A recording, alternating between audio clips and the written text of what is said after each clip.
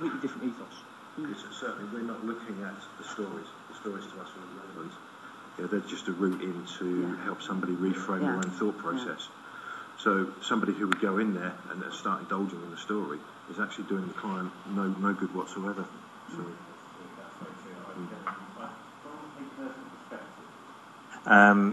a lot of the treatments that I went through before, cognitive therapy, all the psychological analysis and everything else, whatever you like to give the fancy name, I came away feeling worse because I had to explain the terminology. Chair, you said, what does NLP stand for? Well, if I was to give you directions on the barracks and told you to turn left at the RQMS, and then give you all abbreviations, I would have lost you on the first turn. And therefore, if I'm trying to have free-flowing therapy, right, you cannot establish that on the one-to-one basis that you need. And in the words of the therapist that was at the trauma health service, he just does not have the time, the energy, or the money, or the funding that is required to actually get me to a stage where I could open up enough to be able to be helped. The 4-day course was intensive, and to add to that, I'm aware of the medical sort of background to sort of establishing things, but I'm also aware of personal people, the personal aspect of it.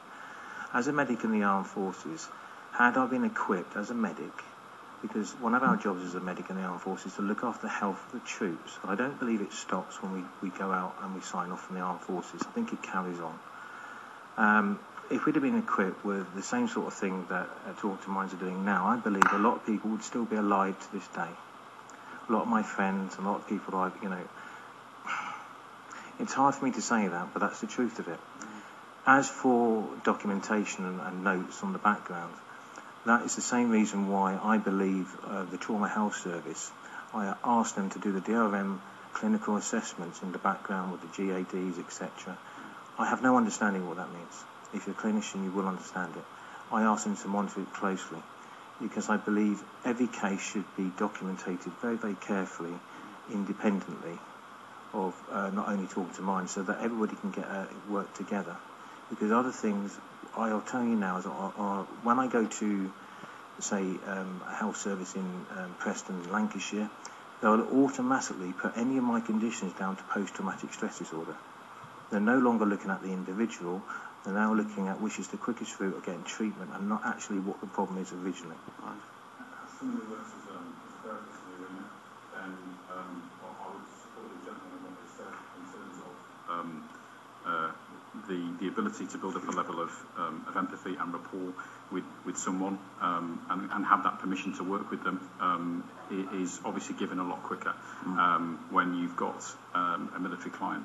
But someone who works as a therapist in the arena, then I've also worked with civilians, with wives, and also the children of PTSD sufferers who believe that the reason why Dad is so angry is their fault. And so as a therapist, I think we can comfortably work multi-spectrum. But I believe that with our clients, it is important to them that the person that they're working with has had some connection. And we have a number of therapists who are wives of of servicemen who've or daughters of, or people who've worked within the MOD. But it's just that not having to continually explain the language. Okay, the clock has beaten us. I know that you referred in your paper to some work that you're doing with CAIS up in North Wales, a pilot, and we'll put those questions to you in writing, just a little bit more information about that if we can. But there is one final question which I think, Lorraine, you do need to ask, a very important one about the services being developed here in Wales. Yeah, I'm not sure if you are able to take a view on this, but there's an All Wales Veterans Mental Health Service currently being developed using a hub and spoke model with 6 community veteran mental health therapists that'll be based in Cardiff, and then the model, the main part will be based in Cardiff, and 6 community veteran mental health therapists deployed within the other local health boards as we have in Wales. Do you think that arrangement could meet the needs of veterans with mental health needs and also PTSD? I think it depends on who they were signposting people to. I think is 6 enough? Probably not. But that's just a wet finger in the air. I think it would be who they could support, who they could fund, and who they could signpost people to. Okay.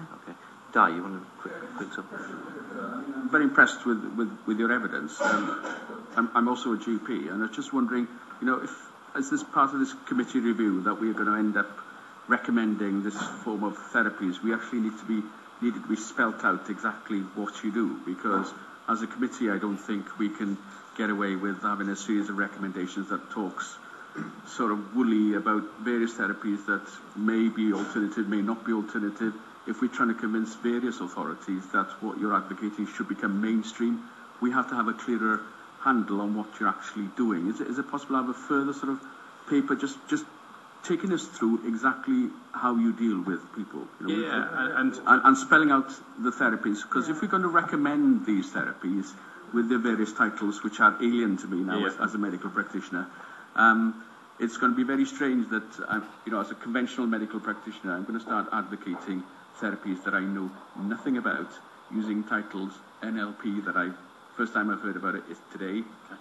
So you're asking a lot for this committee then to come down and say, right, we're going to go completely down that track when we don't actually have a firm handle on what you're on about. I think probably the easiest, we can put something in writing, but I think the easiest thing to do is to invite you onto one of the change programmes and to come and spend a day, and for any member of the committee to come and spend a day. And actually, a document can only give us so much information, but I think to actually come and see what happens and see, and just get a feel for, more importantly, how it all works, I think would be far better, and it would then bring the words to life. Yeah, the clerk will work with you to see if we can arrange for a delegation from the committee's visit.